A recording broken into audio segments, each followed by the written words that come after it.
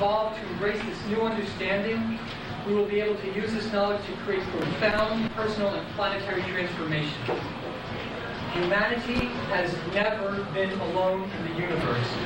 Our race has existed for 560 million years. Our race is relatively young compared to the many founding interstellar races of higher evolution.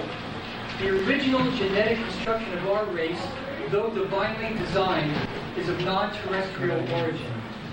Present-day phenomena of UFOs and communication and contact with other dimensional, ET, metaterrestrial, and ultra-terrestrial beings is part of a larger story within which lives the hidden truth of the human condition. The information presented today represents part of the forbidden knowledge that has been withheld from our race by those of higher evolution. In ancient pre-recorded history, this information represented the common knowledge upon which early advanced civilizations were built on Earth, the remnants of these mythologies of our ancient ancestors. In 9,558 BC, the final civilizations of Atlantis sank, along with the memory of our ancient knowledge. Following this cataclysm, guardian races of higher evolution intervened to avert Earth's destruction, intervention that required placing the human race under quarantine. In 9,540 BC, quarantine was enacted, blocking from our race memory whatever remnants of knowledge that had remained from earlier times. It was decided by higher evolution that this knowledge would not be returned to us in full until our species had matured to an understanding of the proper use of power. The hidden knowledge became the forbidden knowledge, denied us until we exhibited sufficient maturity. This forbidden knowledge is being returned to us now, not because our masters have shown exemplary maturity, but rather because our assistance is now needed if the evolutionary potentials of our race are to be preserved. Through this knowledge, we may rapidly awaken to our ancient roles as planetary guardians, so that we may assist those of higher evolution in preserving the integrity of our planet and its life forms. The forbidden knowledge of the purposes and mechanics of our evolution represent the ancient rites of passage through which we may transform our world and ourselves, reclaiming our ancient heritage of membership with an interdimensional, multi-galactic, universal system of creation.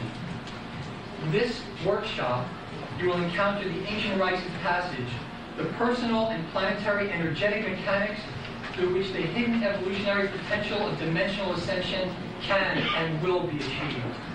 We are being asked by the councils of higher evolution to wake up and remember the truth of our origins and to reclaim our positions as true planetary stewards.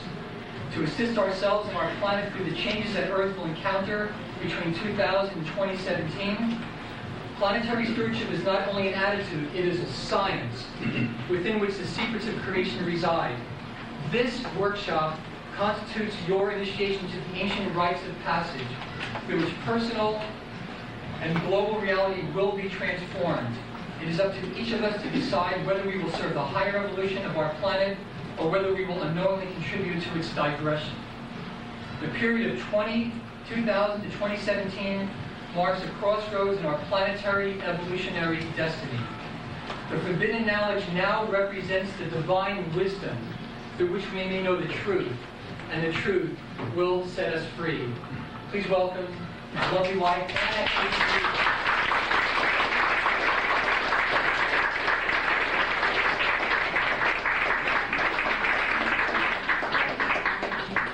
all of you for being so patient and waiting for us to get here. I'm going to need a little bit of help with the mylars here, and you know what, I'm going to use this London warning for this presentation. I'm going to kind of go by the book or by the pack, as they say. Usually we have the chart packs available for you when you come in, but right now they're still being printed at Kinko's, so none of us have a paper copy of it.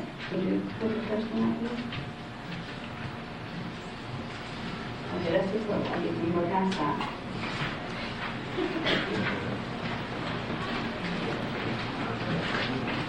Ready? That's a good place to start. Now, today's workshop is called Personal Healing Through Planetary Service. And when I was given that title for the workshop, it wasn't something I created myself. And when it was first given to me, I asked What does that mean? You know, as long as we go around and be nice to everybody, pick up garbage and things like that, you know, this is what you mean, right? Somehow this helps us heal because we're good inside and it makes us, you know, filled with love and that kind of thing. And they said, well, that too, but no, that's not what we're talking about. And I have been on an odyssey in the last week, receiving information that was relatively mind-blowing to me. It's been information on something called Merkaba. I don't know if anybody here has heard of Merkaba, but by the end of this presentation, you will know probably more about Merkaba than most people have in about 2,000 years. So that's a good thing. Now, we'll be getting into a lot of things. Some of the people are here from other workshops. They're familiar with our material, and there's some people that haven't been to any. So I've had to try to incorporate some of the older stuff into the newer stuff to bring everybody up to date so we can go on this journey together. Now, one of the first things we're going to talk about is the purpose of the New Age movement.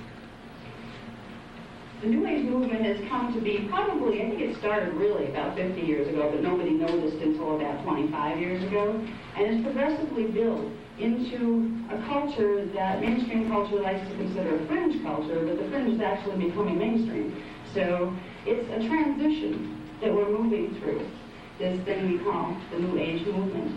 There's a lot of things in the New Age movement that have struck chords within us. They reminded us of our inner selves, of our spirituality, of our connection to the earth, and of our need to have those things that are lacking in our present society.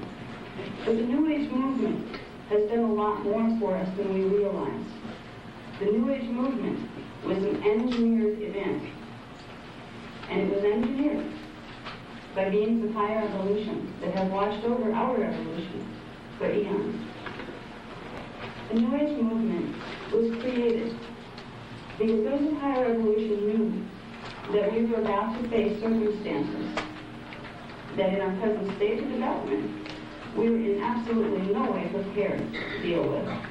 So slowly they have been trying to create within us a consciousness, an awareness of higher things, so that if the events that they foresaw happening were going to indeed happen, we would have an idea of how to handle ourselves within those events. And I'm not talking about cataclysmic earth stages and the prophecies in the Bible where, you know, it's the end times. I am not, but at the same time I am. Not in the usual way, however. Those end times prophecies were meant to give us an idea of certain things that in the times those prophecies were given, they didn't have the science to understand. So they had to put them metaphorically. They had to put the ideas in a way that would get across to the people. You know, you say fire and brimstone and it's all going to be really, really miserable. We're going to have Armageddon. Well, people pay attention. The events that they were trying to warn us about 2,000 years ago are events that are culminating now in the next 18 years. Some of you have heard me talk before about stellar activation cycles. That was a word that I hadn't heard of last year, but I was informed of it. And I bring that information to you. Now, I keep learning more about what a stellar activation cycle is, because that's a big word, and it doesn't mean a whole lot to me. It's beginning to mean more and more. With the information that I've been given this time, it's starting to make a lot of sense. And I'm starting to get for myself an idea of how to handle myself within this. And because of that, I hope to be able to share that coming out of denial with you, where there are some things that you may be able to take home with you today, a new connection to what is really happening around us. Now, it's going to be a little hard for me because I usually work from my outlines, and I don't have an outline. It's the master copy being used at Kinko's. So I'm going to have to probably rely heavily on Phil here to keep the Mylars moving. We will cover each of these topics throughout the day. We'll start with a little bit about the guardian races. We will get into what we are preparing for, really, what this means. And then we will get into number 3, which is how does stellar activation work? This was the mind-blowing part. There is a science being presented here that is utterly awesome. There is a level of revelation that has been given to us that hasn't been here since the last Atlantean culture walked the face of the earth. When Atlantis sank the last time, this knowledge was taken away from us, but it's being given back now, because without it, we're in trouble. The knowledge I'm speaking of was hidden within something called the secrets of the singing shields. And I don't know who has heard of that or who hasn't, but if anybody is at a stage where they're tapping into their Atlantean memory, they will probably get chills from that one. Because the singing shields were the electromagnetic grid of the earth, deep in its core. They were energy fields and fields of consciousness that controlled the ley lines of the planet. There were, once upon a time, ways for us, as humans, to interact directly with the consciousness of this planet. In Atlantean times, we did. There were reasons why the old Atlanteans walked the ley lines. They were creating when they did this. They knew how to direct their power and how to amplify their power by having a communion with the singing shields. This knowledge was banned from us after Atlantis because it was deemed by higher councils and higher universes that we were too immature to handle it well. It's being given back to us now with technique and with clarity that was lacking even in the Atlantean times. For in the Atlantean times, it was made for just the elite. They're very elitist in the Atlantean culture. And those that didn't have the proper gene codes most certainly wouldn't have access to the singing shields. What is being given to us now is an opportunity that hasn't been here probably forever for some of us, depending on what gene codes we continue to reincarnate in. So if we can go to the next Mylar, we'll get into a little bit first about the purposes of the New Age movement. You can go past that.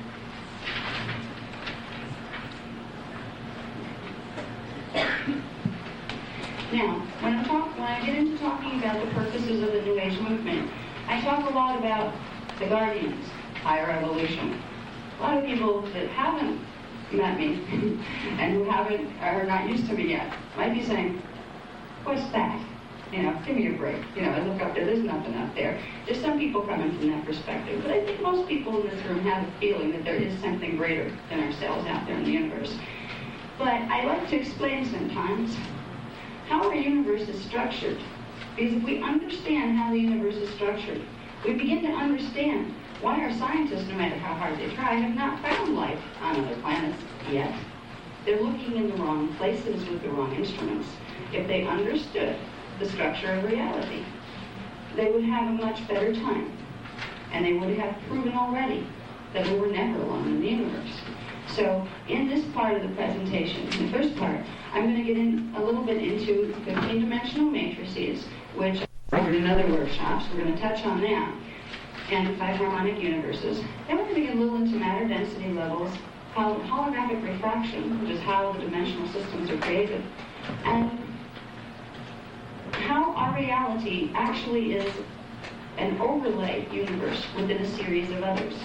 If we can begin to understand a little bit about how particles behave within a dimensional scale, it will make much sense to us why it has been hard for us to know higher evolution existed, but also how easy it is for us to go into communion with higher evolution. They're not way out there someplace in distant space where you have to take a spaceship and freeze yourself for a few million years to get there. It's about frequency, and it's about angular rotation and particle spin, because it's all taking place in the same space. They're right here with us, but they're at a different pulsation rhythm, and their particles are at a different angle of spin. We don't see them, they don't see us, but we move through each other. And when we think of, we've taught in our workshops the process of dimensional ascension as the reality of evolution. And there's a step beyond that concept, and that's looking at dimensional ascension is actually dimensional expansion. For it's not so much that we're going up a dimensional scale, we're raising in vibration, which expands us outward into greater and greater reality fields. So right now, we're existing in a small little reality field here that we call Earth, and we look up and we wonder if there's anything out there. And meanwhile, there's lots of things out there looking down here, wondering if they're ever going to figure it out. And some of us have, because beings from the higher places, from our expanded universes, have tried to reach us in the last number of years. Those of us who are ready, those of us who listen. And at this point, there are many, many voices who have shouted, yes, we hear you. And that's good, because we need all the help we can get with what we're going into this time. Now, I'm going to show you a little bit in the diagrams. Can we flip through the diagrams a little, please? Okay, on this one, if you've been in my other workshops, you've seen this. This is kind of a standard. It'll appear in all the chart packs too, just to orient one to what I'm talking about. Now, this is a basic morphogenetic field of cosmic structure. When I talk about morphogenetic fields, I'm talking about the blueprints for manifestation. And they exist as forms of minute crystalline energy. We call it the crystal body. Every person in the room has a crystal body. Every item in the room has a crystal body. Every universe has a crystal body. And the cosmos has a crystal body. And they all exist within each other. So, crystal refers to the crystalline latticework upon which morphogenetic fields are built. And this is the primary structure of the cosmic morphogenetic field. It is much more complex than this. This is just the beginning. There are many in-between spaces and places between places. But right now, if we can just understand that our reality is taking place within a vast scheme of universal development, we can get a little bit of reality check and orientation as to our nature in the universe. Now, this is a system of 24 15-dimensional matrices. Out here, this boundary here that I have drawn is meant to represent something called the energy matrix. That is an area of energy that is not dimensionalized. It is not broken down into dimensional systems. And it exists as a state of pure consciousness, and it is aware. It is a consciousness that we call Creator, that we call God, but it is a vast consciousness. Now, everything in the universe was created from this consciousness, is a part of it, and exists within it.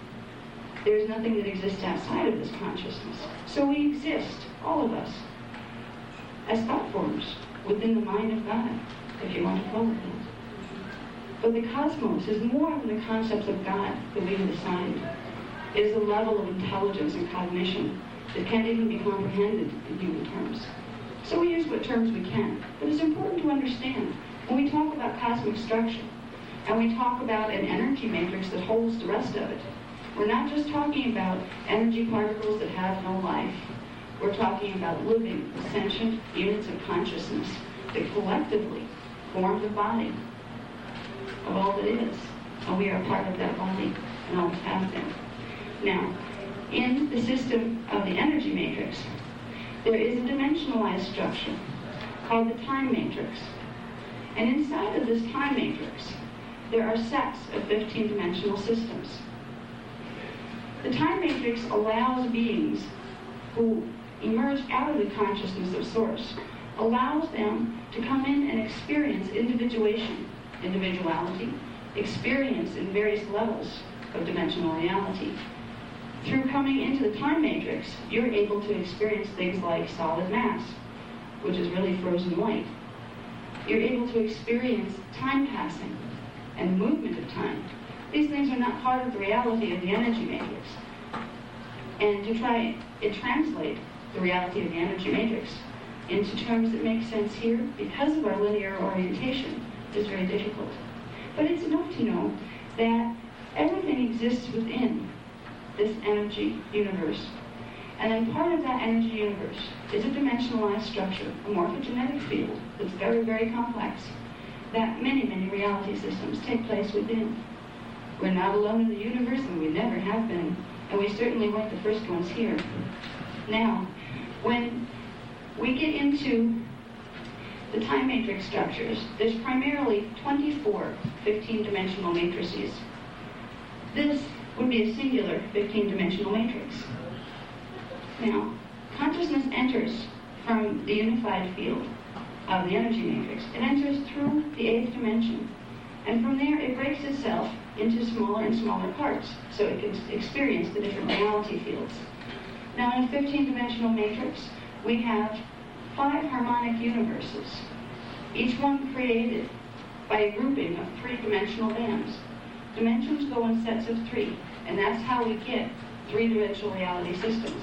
That's what gives us the experience of externalized space and time, and a self that is separated from the rest of the unified field. Because in truth, we all exist as part of the unified field of consciousness. But when we're here to experience what being separate is like. So we come in through the 8th dimension, and parts of us end up in each of those harmonic universes. And all of these harmonic universes actually exist in one place, but at a different angular rotation and particle spin, and at a different particle pulsation rhythm. And that's what keeps them separate. But they're not always kept separate, and we're going to find out what that means in the next 18 years. Now, just to explain a little bit more about the harmonic universes within the energy matrix, the time matrix. In one harmonic universe, you have a series of time continuum. Now, there are 6 time continuum in every 3-dimensional system. 1, 2, 3, 4, 5, 6. Each of those would represent a cycle of time within a larger cycle of time that would be taking place this way. So there are cycles. Time is not linear as we perceive it to be, but it is cyclic. And the past becomes the future, becomes the past in the way things really work. And it's the orientation of our consciousness that makes it seem different from that. And that's okay, because right now we're functioning on a linear morphogenetic program. So we have to try to understand in that program something that's beyond that program. So if it's a little confusing, that's okay. Now, can we go on to the next one, please? What do we have here? If I had my chart pack, I could cheat. All right, matter density levels and dimensional relationships. Hey, there we go. Okay, now, over here I have a list of the basic density levels of matter in relation to the harmonic universes. In harmonic universe 1, which would be down here where we are, you have what's called gross matter density. That's the heavy stuff. It's the heavier matter buildup, the thicker particle buildup. If we go up one harmonic universe, or actually go out one harmonic universe, we will find about half the density of the matter that's here.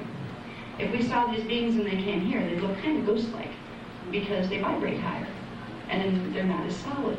They look like if you put your finger through them, if you see them, unless they want to lower the vibration and become physically solid like we are here. A lot of people have said to me, oh, well, they're not physical then. It's like, well, yes, they are. They have bodies with internal organs, they have brains, and they have DNA. I think that qualifies as physical. There seems to be a lack of understanding in our cultures because we've been conditioned for so many eons to not realize the variance in matter levels, to not realize that just because something is a little less dense than you doesn't mean it's not as sentient as you are, or perhaps more so. So science is at a strange place. Quantum theory is bringing it into a point where it's going to have to acknowledge the probable existence of other dimensional fields. But they're still a long way off from figuring out what that might mean. So the people in this room, and anybody who's been fortunate enough to have exposure to the Guardian program, I'm thoroughly grateful. We're starting off with 15-dimensional physics. So that's a good place to begin. I think we're a little ahead of the game. Now, when we get to harmonic universe 3, which would be the one in the center surrounding the 8th dimension that everybody came in on, that's where we have etheric matter density. That is even more ghost-like. It vibrates much faster than any of the lower matter densities. But there is still a world. It's more as a thought form world or a dreamscape that's very, very manageable. You can move it around with your mind very easily. When we get up into harmonic universe 4, a bit key up there on the whole diagram, then we get into something called crystalline liquid light. It's a form of consciousness that I remember because once upon a time, in my last incarnation, I was fortunate enough to have exposure to the information, some of which is contained in this program, that allowed me to do something called dimensional ascension. And I was able to do something that was kind of tricky and kind of neat. I was able to go from here, up through, and expand through the dimensional system, and go back out into the 8th dimension, and back into the energy matrix. And I was able to carry a good portion of my memory with me. So when I talk about dimensions like those made of crystalline liquid light, I assure you, they're quite real. And they're states of consciousness and being that are so expansive, they go beyond every definition of love or joy or ecstasy that we could even fathom here. I know what I'm talking about. The structure of the universe that's being presented by the Guardian Alliance on behalf of the Azurite Council of the Law Confederacy is the truth, and I know that.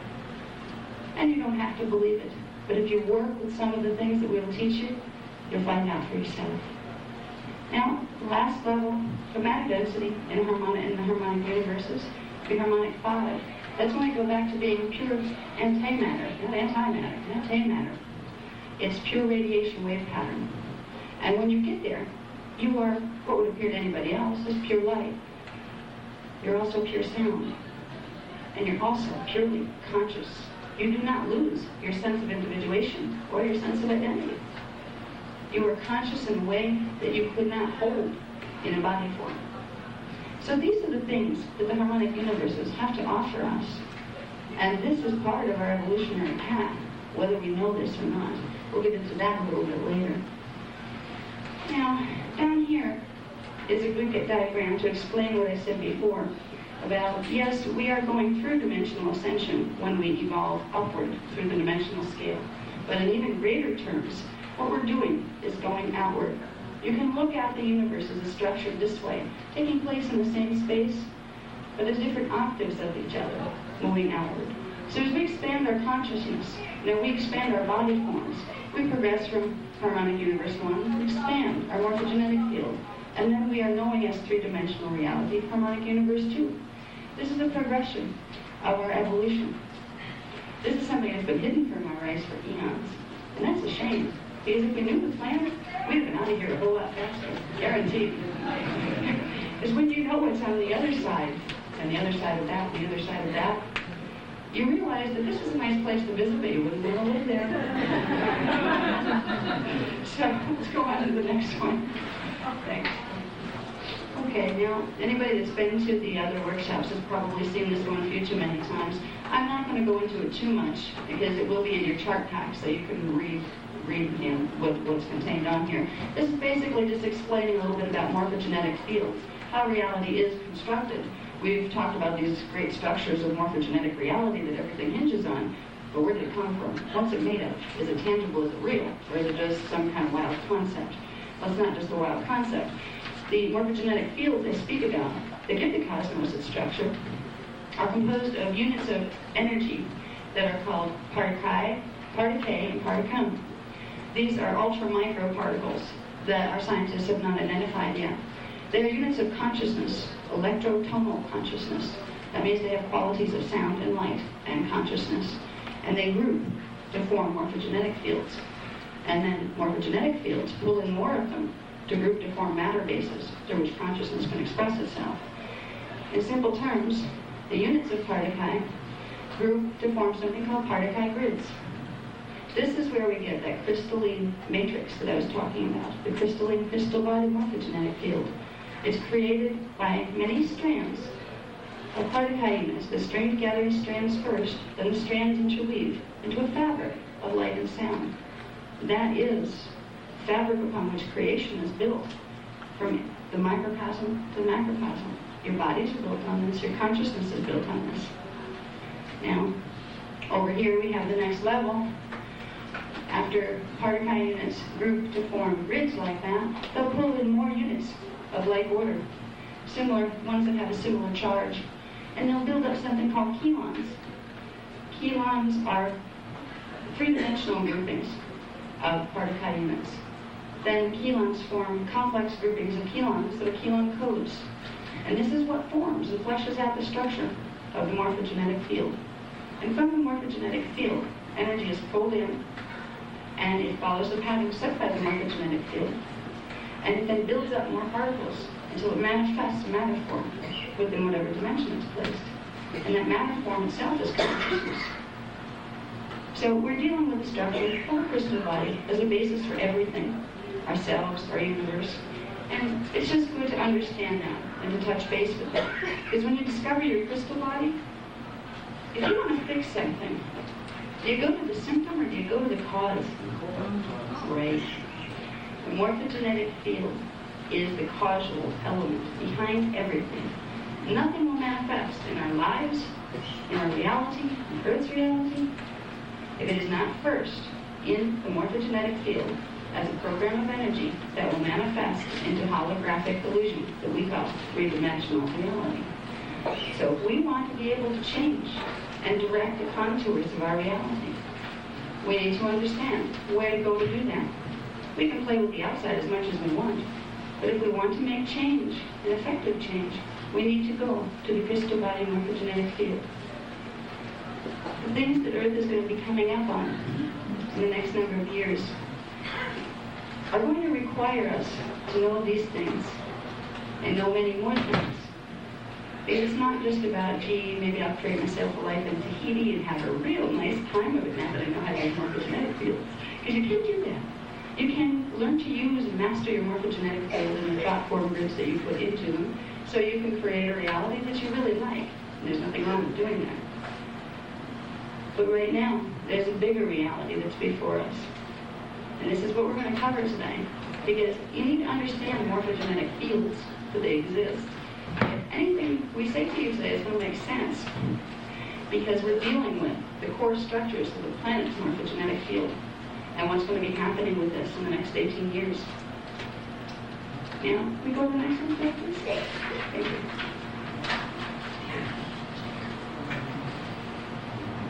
Here we go.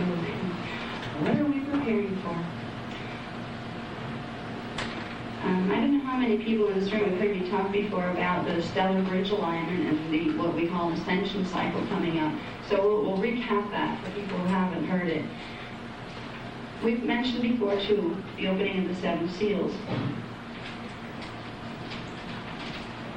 There's going to be some things coming up very, very soon that we need to pay attention to.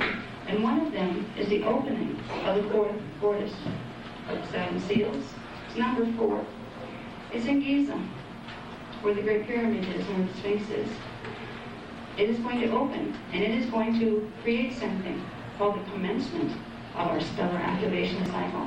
There's going to be a tone released from the Earth's grid, a harmonic tone, a vibrational resonance, that is going to create a magnetic reaction within the solar fields. It's going to begin the process of bringing a stellar bridge of frequency down from the higher dimensions. And this is going to create many, many changes here. And with the opening of Giza, there's also some problems. There are certain factions in the universe who are trying to stop this process. I haven't been told a lot, but I'm getting pretty sensitive to when I'm being censored. Now, the Guardian Alliance is always very open with me, unless they think it will upset me. Because I care very much about people, and I care very much about this place, and I take my work here very seriously as a representative of the Guardian Alliance. They have given the information that you'll see today, the more advanced stuff, because they think we need to know this. If everything was hunky-dory, as they say, we wouldn't need to know this, because they wouldn't have to ask us for help right now. They're asking us for help in providing the information that they will provide. So we'll talk a little bit about the stellar bridge. We'll talk a little bit about grounding the stellar bridge. We'll talk a little tiny bit about Illuminati interference, but I don't like to focus on negative things, because where the thought goes, energy flows, and it remanifests itself more.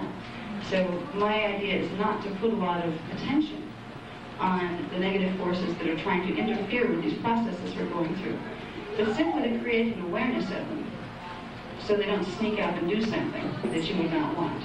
Now, the higher level of consciousness, you wouldn't manifest that reality anyway. But if you were at that level of consciousness, you probably wouldn't be here. So it helps to know a little bit about what the other side is doing and how to approach that in a condition we call Christ consciousness. Because in the second half, this afternoon, you're going to find out some things about Christ consciousness that I bet you never, ever, ever knew before. And it's really exciting. Christ consciousness is a real thing. And you don't have to be a Christian to be a part of it. Because a lot of the Christian people feel that, Christ was just theirs. Well, no. Christ was symbolizing something much, much higher.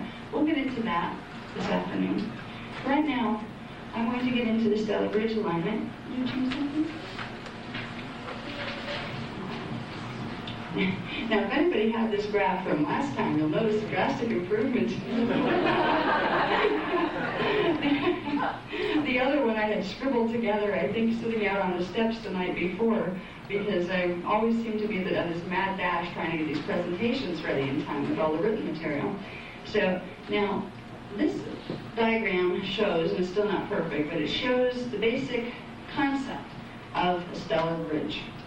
Okay, normally, when we are in a regular cycle that is not an ascension cycle or a stellar activation cycle, there are something called Merkaba fields or Merkaba spirals within the harmonic universes. They're basically spirals of counter-rotating electromagnetic energy.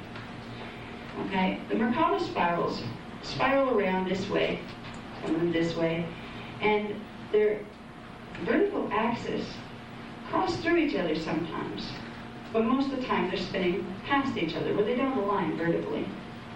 In a stellar activation cycle, they're at that space where if you move things in a circular motion with axes around long enough, eventually those axes will touch for a while.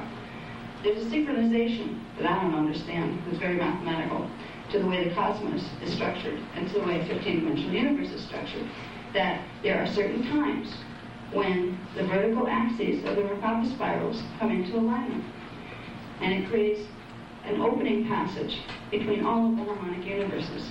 And this is what is meant by a stellar activation cycle. When this happens, the natural magnetic repulsion zones that keep these universes apart begin to open.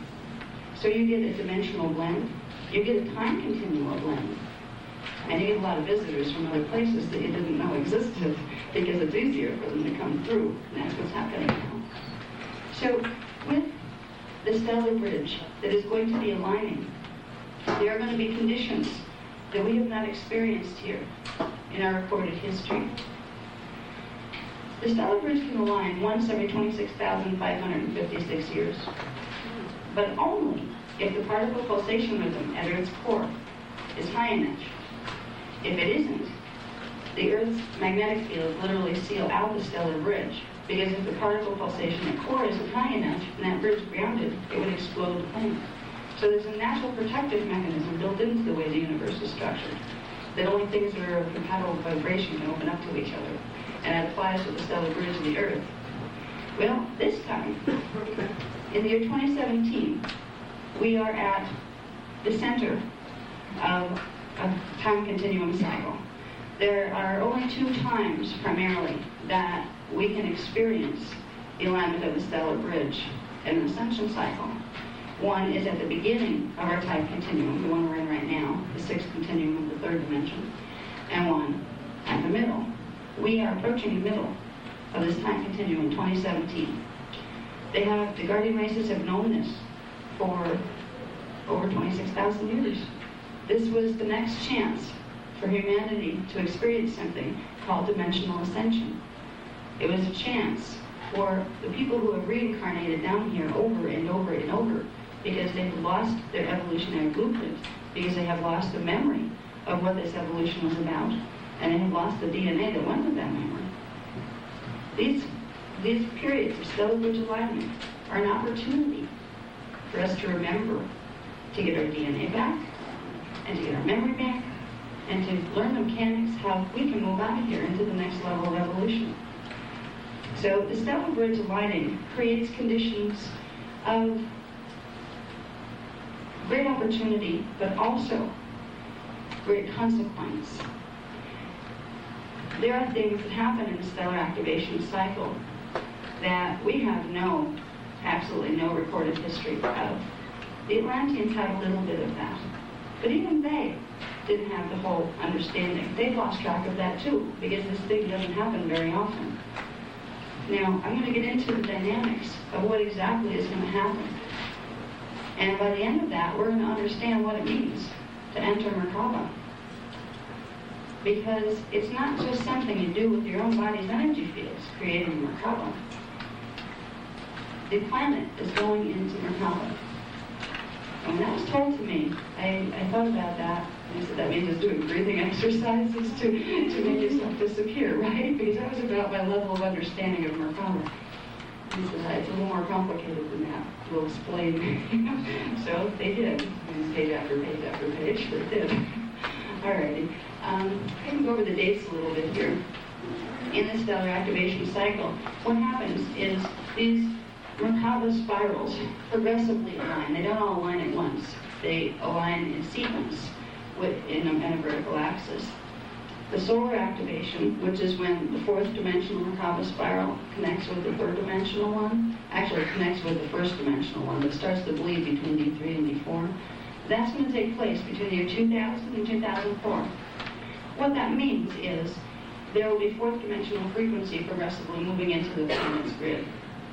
Now, in the last presentation that I gave, it was called Coping Skills for the stellar activation, because there are things you need to know of how to raise your frequency and how to prepare your body for these extra energies that are coming in, because there will be consequences.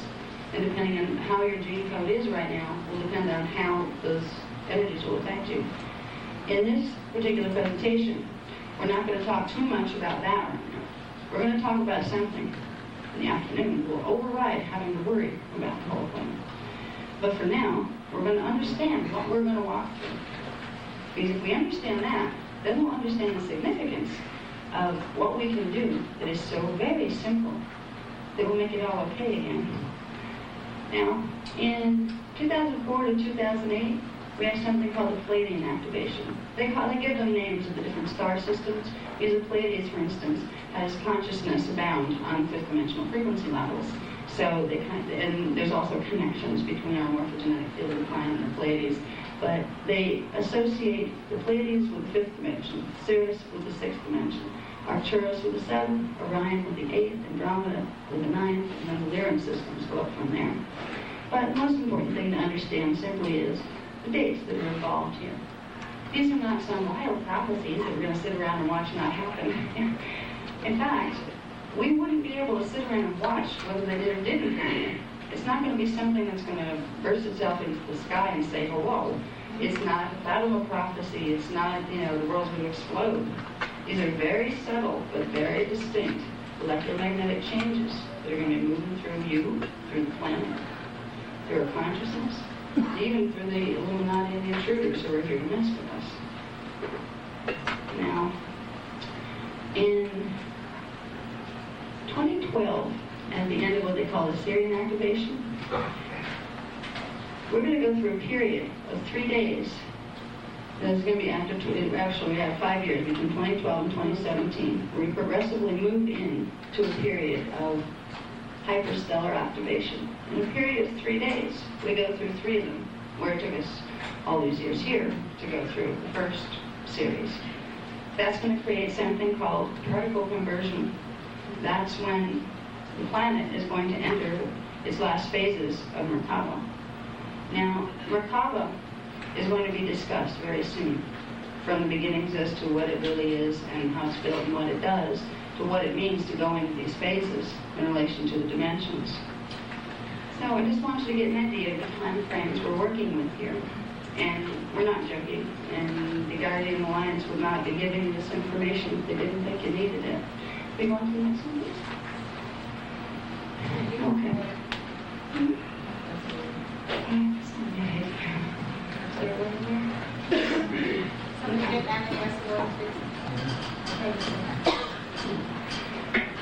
Okay. Now, this is a chart that anybody who has my book, this is from the book, but it's a chart that shows the 7 primary vortices of the planet. The vortices are the chakras of Earth. And there are 7 primary ones. There are 6 in planet and 1 that links actually into the harmonic universe 3. Because of the stellar activation cycle, these vortices are going to open. And in a little bit, when we get into Merkaba mechanics, you'll have more of an idea of why that happens. But these are the 7 seals that were prophesied in the Bible. When you read the Bible, in Revelations, it's really kind of scary what they say about them. It's like these horrible angels come down and like give plagues and locusts and all sorts of nasty stuff. I'm not really sure why it was worded that way.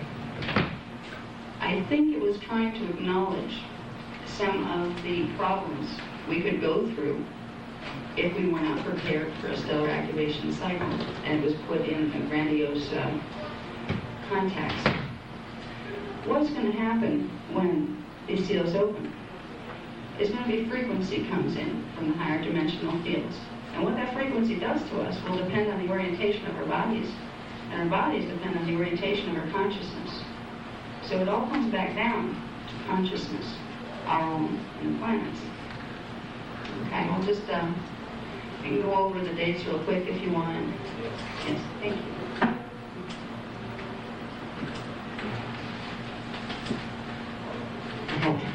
Thanks, I'll have my waist back here. Okay.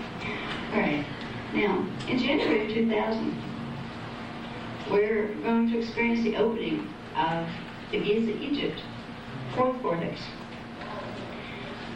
That's going to begin the process of the Earth literally moving out of its present time cycle into 4th dimensional time cycle. It's going to move further than that too, as we'll see when we get into Merkaba mechanics. We're going through a time shift. Part of it's natural, and part of it's guardian assisted. We'll talk about that in a little bit too, the assistance that was given here. Now, we don't have a whole lot to worry about right away with the opening of the 4th seal. The first 3 have opened, but they only help to circulate the third dimensional energy through the Earth.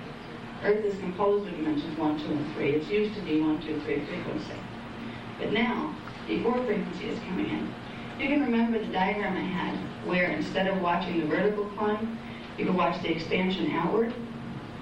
Well, Earth is expanding outward into harmonic universe 2. Every planet here, every being here, has a counterpart of itself in each of the 5 harmonic universes. Earth's counterpart is called Tara in harmonic universe 2, and Gaia in harmonic universe 3. And beyond that, they're not really planetary bodies, they're crystalline liquid light swirls of consciousness and those kinds of things. So we're just going to worry about Earth, Tara, and Gaia. In the next 18-year period, particularly during the 3-day period in 2017, Earth is going to expand into becoming Tara, and Tara Earth is going to expand into becoming Gaia. And after that, they're all going to expand to momentarily become crystalline liquid light. They're going to enter hyperspace, and we're going to go with them. And this can be a process that is joyful and wonderful, or it can be a process, as our ancient ancestors about 200,000 years ago found out, it can be a disaster. It comes down to what I mentioned before, the secrets of the singing shields, because they hold the key to how an ascension cycle will progress. They hold the key to building the Merkaba body.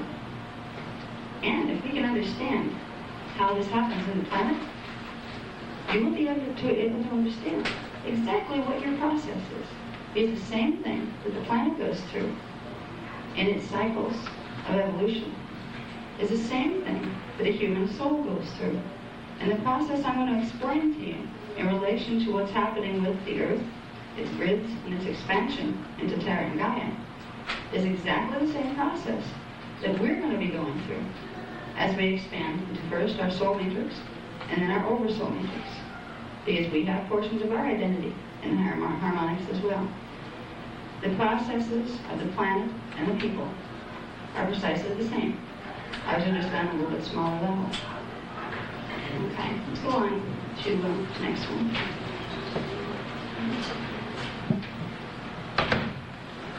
Okay, I should probably just read this to you. Since you can't cheat and look at my notes, I'll stand back here. Let me see what the most important parts are. All right, this is where we get into the activation mechanics. What is really going to go down here? And some of this is utterly mind-blowing material. I've literally been up all night putting together charts and graphs to try to help you conceptualize this and help myself conceptualize this. But it makes sense. And I think we got the graphs and charts down pretty good, where you can understand some of what's going to be taking place. Now, first we're going to talk about, and I'm so excited about this because it's been so long since we were allowed to have this information, the science of the singing shields. Once upon a time, humanity and Earth had a lovely relationship. The consciousness of both understood each other. And there was a tremendous bond between the human and the planetary consciousness, a reverence, respect, and the planet in turn gave back. There are ways that our bodies can be used to draw energy directly from the Earth's core, to use for whatever we want, for healing, for manifesting. There's only one rule. It's supposed to be done nicely. We're supposed to do it in a way that's conducive to not only our own evolution, but the evolution of all other things too. It's supposed to be done with love. Once upon a time, we had access to the singing shields, and it was a gift. It was a mutual gift. We helped Earth evolve, the consciousness of Earth, and it helped us evolve. And I remember those times. I remember being part of one of those civilizations. And when I talk about it, it almost brings tears to my eyes. Because when, I didn't remember what was missing until they gave me the information on the singing shields. And with that information, the memory came back of what it used to be like to be in a love affair with the planet. And what it used to be like to have a connection to every other being on this planet. And it was a time when people loved each other and cared for each other. We operated as a human family that was part of a larger family, intergalactic families. The secrets of the singing shields, I hope, will strike a chord in you like they did in me. We'll be doing a meditation at the end of this dissertation on the singing shields and the other fields. But I hope that before that, maybe it'll jog some of your ancient memory to remember that time and that place when we were at one with the Earth consciousness and it felt good. Because we can recreate this again. And with the things that are coming up, in the next 20 years, 18 actually, we need to create this again. The Earth needs our help. And we need our help. Because if we ignore this, it could get very, very uncomfortable. Okay, now, I'm going to read this to you, and it will probably sound very strange, and then we'll go into explaining the words that make no sense right now. We'll go into the singing shields and Merkaba spirals. Basically what's taking place is, and this is the Guardian's words, this is their transmission. Earth will enter hollow phase Merkaba vehicle between 1/1/2000 and 1/2012 with the release of star seals and vortex seals 1 through 6 and activation of the Terran shields. And they got right there and I said, what are you talking about? So they went on to give me the next section that I'll go into right now. We'll deal with the shields first, because to understand any of this, you're going to have to know what a shield is, first of all, what it does, what it's supposed to do and not supposed to do, and then how it applies to you as being on the planet. So, here we go next. Okay, the science of the singing shields. Now, these are very good definitions here. First of all, pretty simple. The shields are part of the morphogenetic structure of Earth, Terra, and Gaia. They're part of the crystal body of the planets. What the shields really are dormant scalar grids. Now, a scalar grid, or a scalar field, in terms of the Guardians' definitions, I'm not sure what contemporary science defines scalar waves as, but I know the Guardians do. Scalar fields are fields of sound, the morphogenetic fields, that are created through fixed points of frequency, frozen sound. When that sound is unfrozen, it jumps into life and forms a wave pattern. And that wave pattern is a standing wave pattern. It's not a wave that moves, it's not a carrier wave, it's not a particle wave, it's not any of those other kind of waves that we're more familiar with. It is a wave that simply stands and holds its energy. That is a scalar wave. So a scalar field would be a field of those waves. And that's what morphogenetic fields are when they come to life. They're either actively, with their consciousness moving through them, with their flames burning, or they're dormant as crystallized sound tones. When it comes to the shields of the planet, we're talking about grids of energy within the morphogenetic body that are frozen points of sound. During stellar activation cycle, they come to life. The shields light. And that allows for wave patterns between Earth, Terra, and Gaia to begin magnetically drawing the planets toward each other. But we don't get drawn toward each other and crash. We get drawn toward each other and merge. Because in truth, everything is made of sound and light. It may appear solid, but it really isn't. It's energy. Now, solidity comes from the differences in angular rotation of particle spin. Right now, Earth, Terra, and Gaia have different angular rotation and particle spin, and they pulsate at different rhythms. So, right now, they are physical compared to each other. So if they came together in that state, they would crash, and we'd all be in trouble. But the universe is much more wise than that. It doesn't create that kind of structure. It created a structure where, during stellar activation cycles, the angular rotation of particle spin between first Earth and Terra, and then Terra and Gaia, come into the same axis angle, which allows the particles here to begin pulsating at the speed of the particles there. So there's a literal merger of the molecular bodies of the planets. And that can create all sorts of very strange things to walk through. Now, when we get back to the shields can be understood. When I see them, I see kind of like a flat ring with little flames on it. And I know, working with my own auric field, we also have shields in ourselves that can be activated, and they're dormant right now. When we do Merkaba exercises, we're activating our shields, is what we're doing. And I have seen what the shields look like from a distance. I was shown once what it looks like if you were a few million miles away from a shield, like a planetary shield where you're not in the planet, where you can't see it. You were away from the planet in a different octave, so you could see it. They look like a mandala of light. And they're beautiful. They're very intricate movements of light, geometrical shapes and movements. And they're circular. So when I think of the shields, I think of 3 circles of light and sound that looks pretty. It's real simple to understand it that way. They are scalar grids that hold the morphogenetic field of our planet, of Terra, and of Gaia into their harmonic universes. They work as locks that keep the particle base here. But when they activate, they work as stargates that change the way particles relate to each other here so that we may pass through into other harmonics. Now, how was it explained to me? These are the words. This is how the guardian lines explained it to me. They said during ascension cycles, the frequencies of the stellar bridge coming down strike the planetary shields that are dormant, and it brings them to life. The sounds that come down, the sounds that we don't hear, they're inaudible frequencies, that come down through the stellar bridge, interact with the shields and the morphogenetic structure of Earth, and stimulate their dormant tones, and release their fire. Now, it's not fire that's going to come up and burn us, not exactly. It's energy.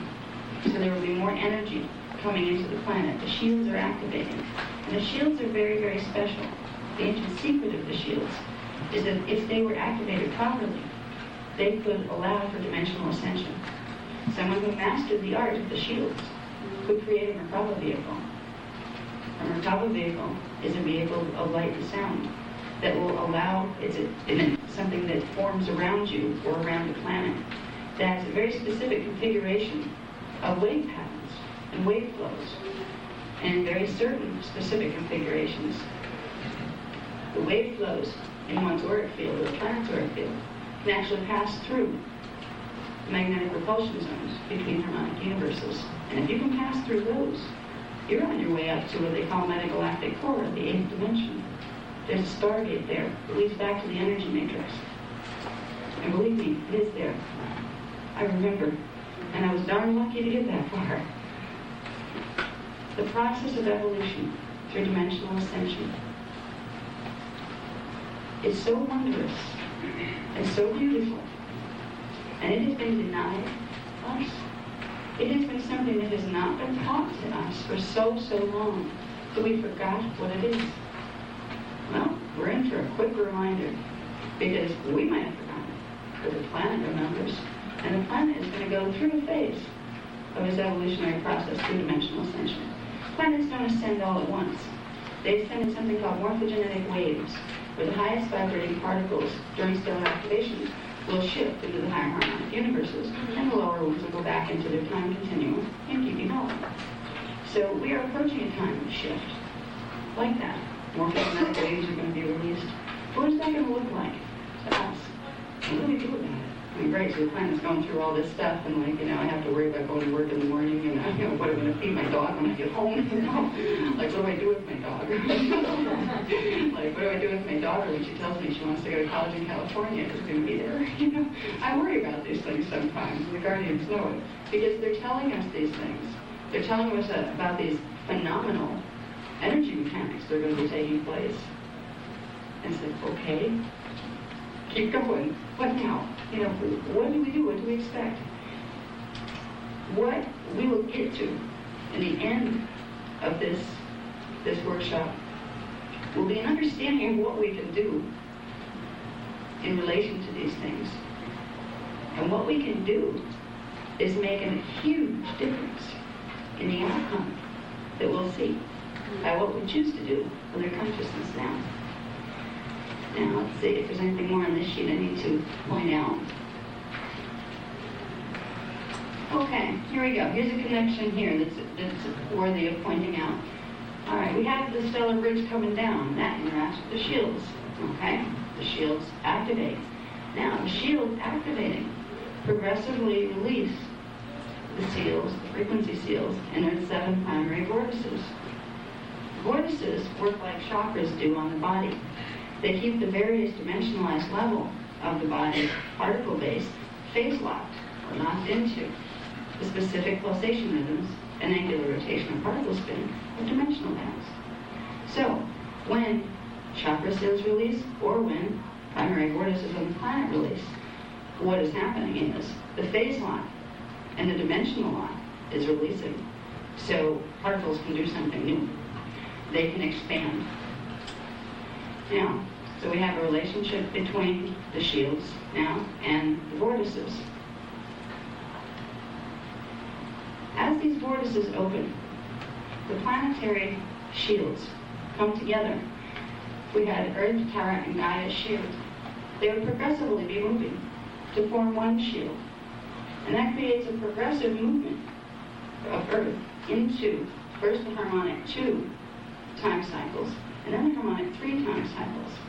That's a progressive movement of Earth into a less dense state of matter and an even less dense state of etheric matter. It moves upward and then it comes back down again. So it expands outward into these levels of the harmonic universes. And then at the end of the stellar activation cycle, it comes back in again. But in that coming back in again process, some of it got left in the Gaian fields. The highest particles, or the people with the highest consciousness, will be able to ascend and know themselves as being on Gaia. People in the middle range would go to Terra. And people with your average 3-dimensional consciousness would come back here to continue their evolution until they could expand and stay there. Because we'll all get a quick jolt during this stellar activation cycle. We're going to get a rapid firing of our DNA. We're going to get some extra consciousness given to us really fast as part of our soul matrix and bodies. As the planet goes through these phases, some of us are going to have to go through these phases too, if your DNA can handle it. So we're going to get awakenings. There's going to be spontaneous awakenings happening to people, where they're going to be like, all of a sudden, like, I just get it. I'm a soul. I know this, and I've had those, so they really can sneak up on you, where you're just not thinking about anything at all like that one day, and it just, out of nowhere, hits you, and you feel so good. And then about, 20 minutes later, it's gone again. And Where'd it go? It comes back again, and then it sticks a little longer the next time until you fully embody that level of consciousness. But we'll be moving into some expansions of our own consciousness as the consciousness and the planetary body of the planet expand. Okay, let's see. Now, it's converging in the planetary shields, so the shields are coming together. That pops open the vortices. This creates the condition known as Merkaba. And this process is exactly what's happening in our bodies when we attempt to initiate the condition of Merkaba in our bodies. Just like the planet has star crystal seals, which hold its angular rotation of particles spin into phase lock, and seed crystal seals, which hold its particle pulsation rhythms into phase lock. Planets have it, our bodies have it. These things are controlled. The crystal seals are controlled and part of the planetary shields. And our morphogenetic seals are part of our shields. And mastery of the shields would give you mastery of your chakra system, or mastery of your Earth's vortices, and that will allow you to knowingly create a condition of Merkaba, which is conscious modulation of your energy fields to create a light vehicle that you can move through dimensions with. Okay, so we're going to get into, now I know a little bit about what the shields are. What's a shield? Anybody want to answer that? I want to see if any of it's stuck. Anybody want to answer that? Hey, there we go. Okay. We got a standing scalar wave. That's close. It's actually a group of standing scalar waves. Okay. Does the concept of the shields make sense? Because if it doesn't, I'm going to keep going because it's important, and I need to get this across. How many people have a little inkling of the importance of the shields? That's good. That's a good percentage. Okay. The significance, from my understanding, the significance of the shields is A, they control the planetary electromagnetic grids. Through them, you can move planets through dimensional universes. We're not worried about learning how to do that right away. We're just learning about how to survive it when the planet's going to do it on its own, because that's what's coming out. So the shields play a significant role here. It's easy enough to understand if you had 3 disks, one disk in each harmonic universe, and those disks were simply coming together. It's like taking 3 posters that you set your glass up, and you have them strung out this way, you just put them all back down together this way. It's an easy way to understand how the shields work. There's a lot of complexities in shield mechanics. But the basic concept is simple. It's taking something that's divided into 3 parts and moving it back into one through a little disc at the center. So Earth has a shield, Tara has a shield, and Gaia has a shield that are connected to other shields that are stargates within the higher universes that we don't need to worry about right now. The shields control the particle base of the planet. They control what angle the particles will rotate on and how fast the particles will pulsate. If we're going into the stellar activation cycle, it becomes very important that the particles of the planet are able to increase their pulsation rhythm, because if not, the planet would be shattered. So the shields are significant to the point that they are the life and death of the planet. If the shields are operational and functioning the way they're supposed to, the planet's alive now, and it continues its billion years of evolutions through dimensional ascension. But if the shields aren't working properly, and if the shields happen to misalign during the stellar activation cycle, then things like pole spin happen. And it's not just the polarity of your electrons, it's the polarity of the physical planet as well. The last time, 216 years ago, was the last time that the shields began to merge in a stellar activation cycle. And during that time, there was Illuminati interference. Illuminati go by many names in the universe, but they are basically the ones that like to hamper evolution. They are working for Yeah, I hate the term in that though. I try to find a more kind framework to put it in because they're part of the whole picture too. But they're working against the law of one, let's say. That's a good word. Unenlightened. Unenlightened. That works. But I just call them the Illuminati because there's a whole family history that goes with that way back up into the Avatar levels that I won't get into this time. But anyway, when the shields came together before... A source of contrast. Yes. Yes, they are definitely a source of contrast. That's a good way to look at it. I like that.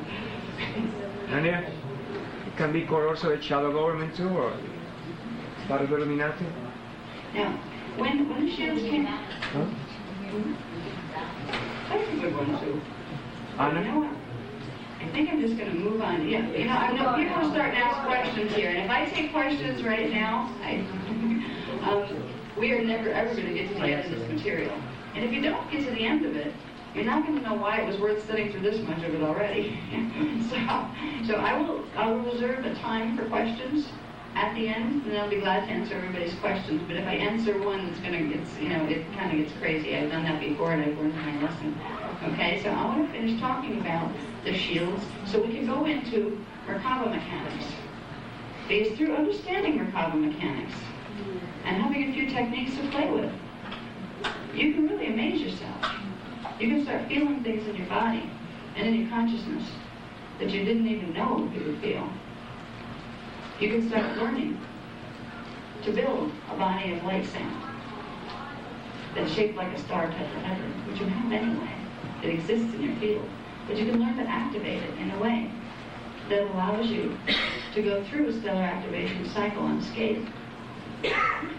If Earth was going to go through a stellar activation cycle right now with human consciousness and human bodies at their present rate of vibration, everybody would be incinerated. Because our bodies and our genetic fields right now cannot hold the 7th, 8th, 9th, 10th, all the way up to the 15th dimensional frequencies that are going to be coming down here. We would be vaporized. Usually stellar activation cycles are synchronized with the evolution of the consciousness on the planet. And usually the planet will not open to receive a stellar bridge until its life forms have reached a certain level of consciousness. When they start to go into 5th dimensional consciousness, where the 5th dimensional consciousness is the beginning. We started to pass into 4th dimensional consciousness.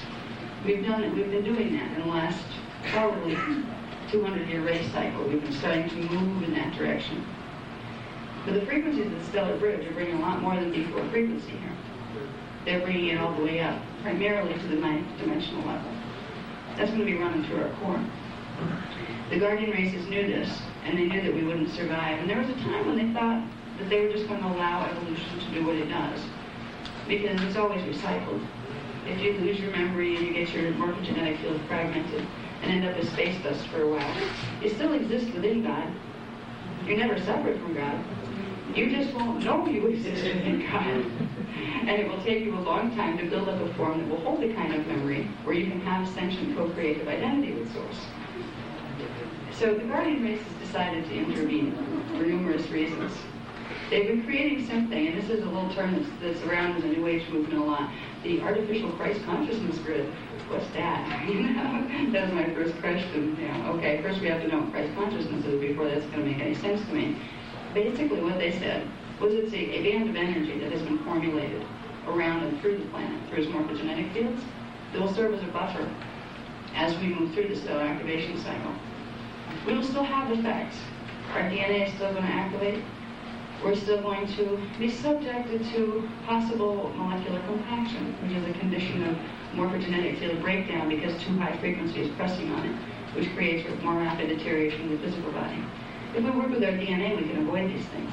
But at least, because of the Christ consciousness grid, they call it that because it has something to do with the level of consciousness that the one we know as Christ symbolized, at least we won't turn into space dust, which is nice. It was very nice of the Guardians to intervene. And it means somebody cares about us up there, out there through there. It also means they care about themselves. Because in truth, most of the Guardian races that are involved with us here are ourselves. at higher octaves of evolution. They're our future selves. So of course they care if we get incinerated. That means it will affect them. It will affect their ability to evolve. So they're very committed to the deal. Yeah, they'll help us. But it is also because we are loved. Excuse me. All right. Now, can we go to the next one, please?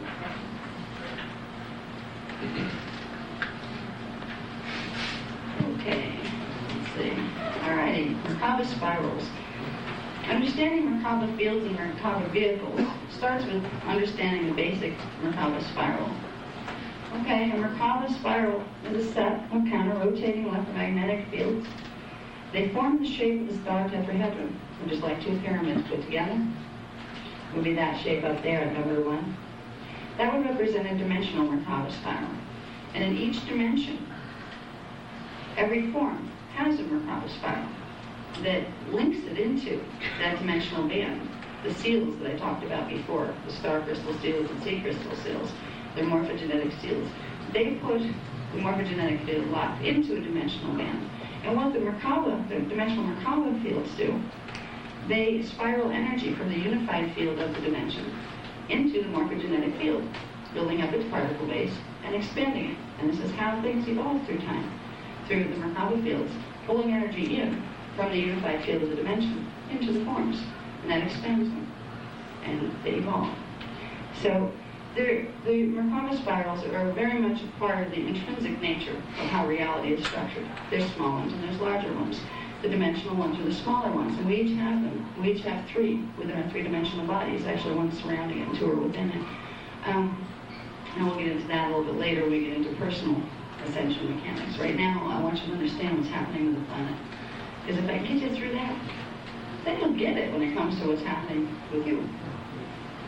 Sometimes it's easier to understand the big picture than to get lost in the little details. And sometimes it's easier to understand something if it's not so close to your face. So when we deal with ourselves, when we deal with the little microcosmic world of our own self, this is my reality, my personal stuff, it can be too hard to see the forest through the trees. So we're trying to give you a bird's eye view on what's happening in an impersonal way.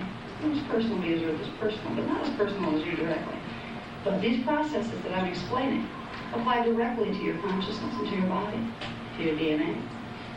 Just like the planet has Merkaba spirals, so do you. Now, we'll explain a little bit more about them and how they work. Okay? There are dimensional Merkaba spirals, as I've mentioned, they're in each dimension. And then there are harmonic universe Merkaba spirals. These are the spirals that are larger than the dimensional ones. I can illustrate that over here. Okay, in the harmonic universes, there would be one primary Merkaba spiral for a form. Now your form will have one, the planet will have one, the galaxy will have one. But it will be half of another one. Where in the dimensional Merkaba spirals, they tend to be attacked with electromagnetic. The electromagnetic is broken down, where only at certain times do they form the full star tetrahedron shape. Now in harmonic universes, we talked about the time cycles and how the Merkaba spirals sometimes come into vertical alignment.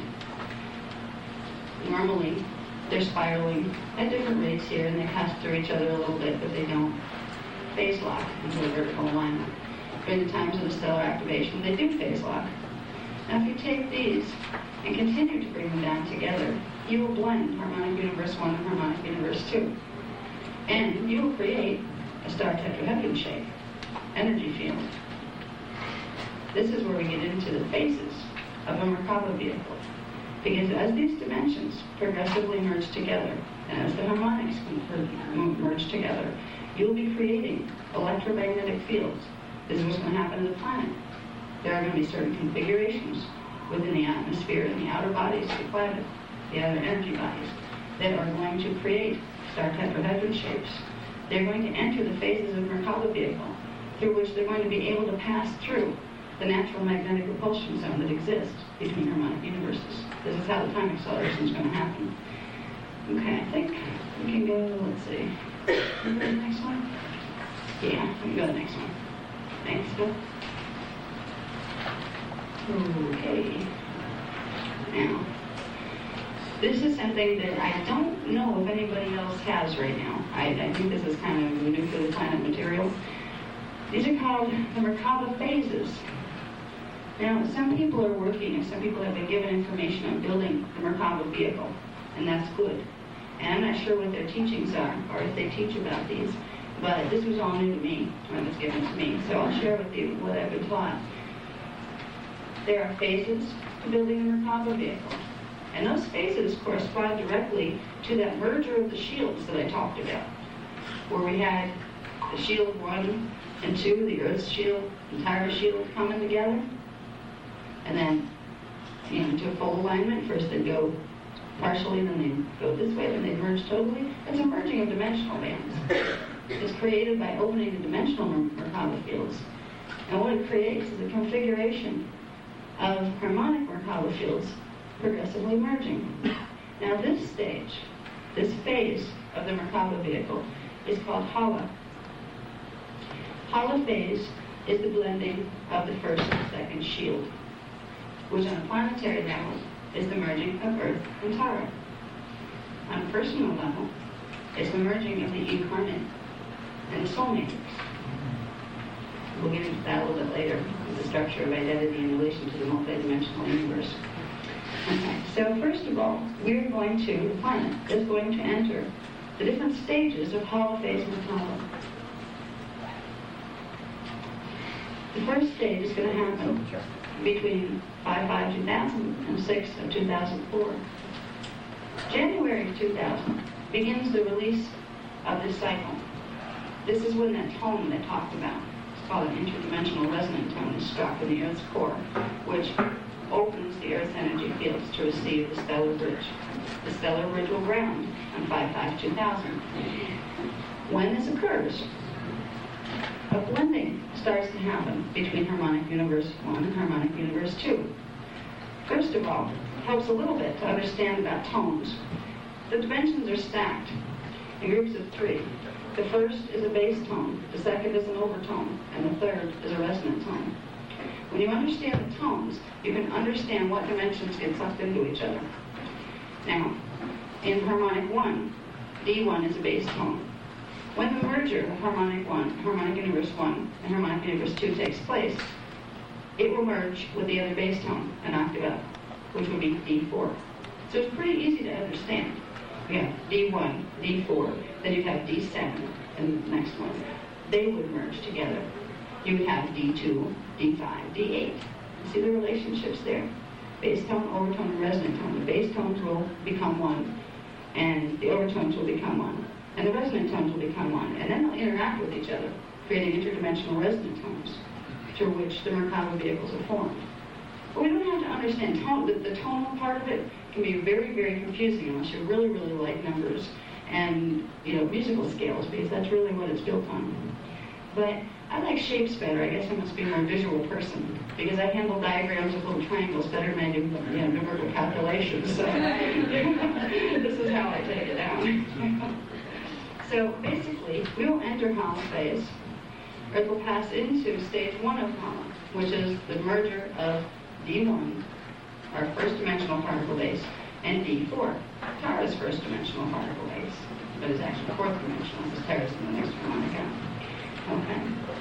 That will create an energy field. It looks kind of like that. It's not quite yet a Merkaba field or a Merkaba vehicle. Stage 2 will occur when the D2 and D5 frequencies of the harmonics blend, and we get closer to merger with Tara. Our shields are starting to merge.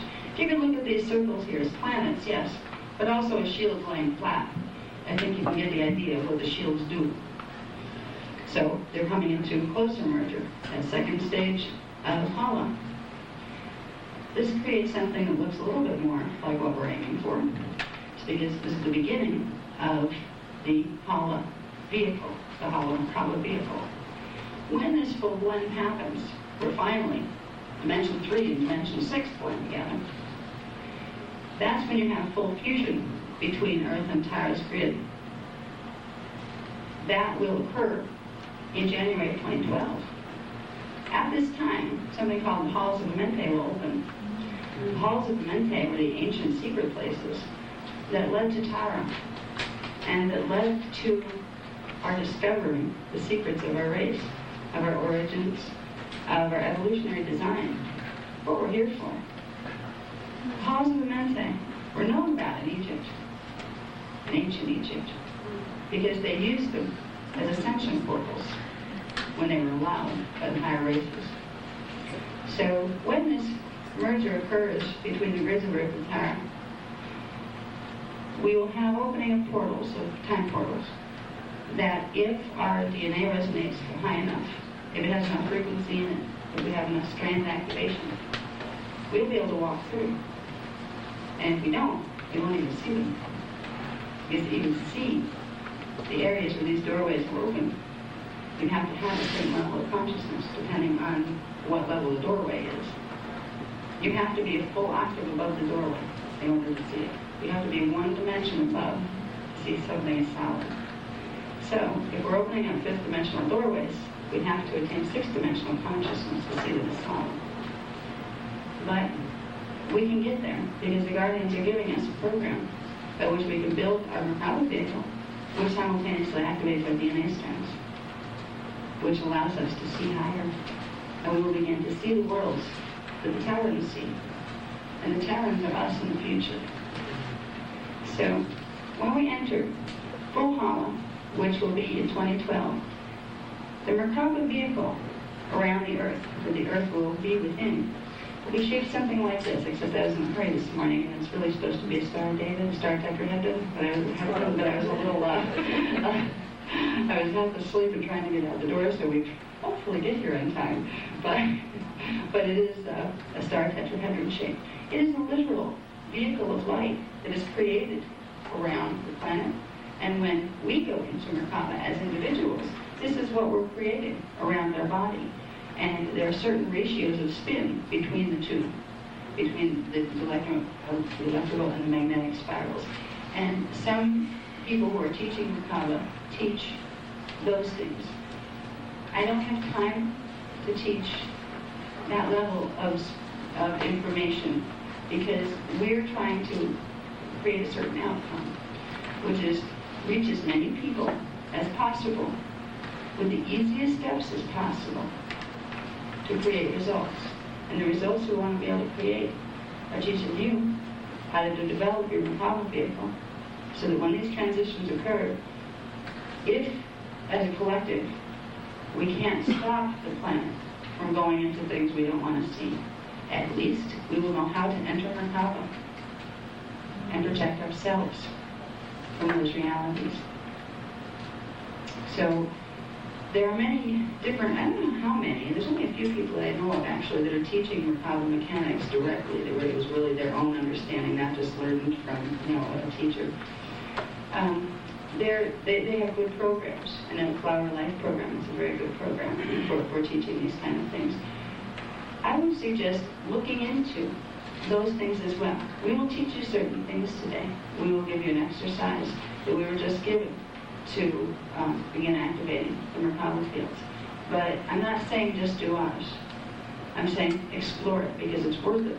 And as we go into this a little bit more, hopefully you can understand why it's worth learning to develop the skills of developing your Merkaba fields. These are part of your energy systems. And